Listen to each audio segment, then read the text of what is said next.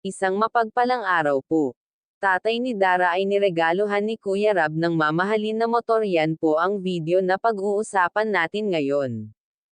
At bago po tayo magsimula ay gusto ko lamang shoutout ang ating mga minamahal na mga viewers at supporters. Kuya Rab ay pinasaya ang tatay ni Dara dahil sa maaga nitong regalo kay Tatay Domingo. At ito ay isang sasakyan na galing daw ito sa bigating sponsor ni Dara. Wow, sana all may panghanap buhay na si Tatay Domingo. Grabe, halos lahat na ibibigay sa pamilya ni Dara, napaka-bless talaga nitong chinitang Dara natin. Marami talaga dito ang natutuwa, talaga naman napakabait ni Dara sa kapwa, kaya bumabalik lamang sa kanya ang bless na dapat ay kanya. Dahil nasanay na si Dara na maging party ng Team Kalingap, kaya alam na natin ang mga kaganapan sa bahay niya, katulad ng pagdating ng kanyang ama.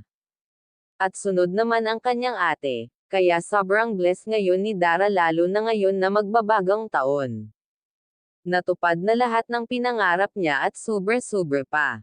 At dahil yun sa Team Kalingap, kung hindi dahil sa kanila ay naghihirap pa rin ang ating chinitang Dara hanggang ngayon.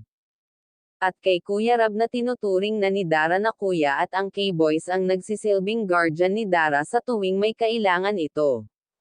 Sa K-Angels naman, sana ay magpakabait kayo, kung ano kayo nagmakilala ng Team Kalingap ay wag magbabago para tuloy ang blessing na papasok sa inyo. Maraming salamat sa inyo, si Dara ngayon ang bunso nyo. Kaya wag po natin kalilimutan suportahan ang ama ng ating Kalingap na si Val Santos Matubang, at hanggang dito na lamang ang ating mixing reaction. Again, maraming salamat sa panonood.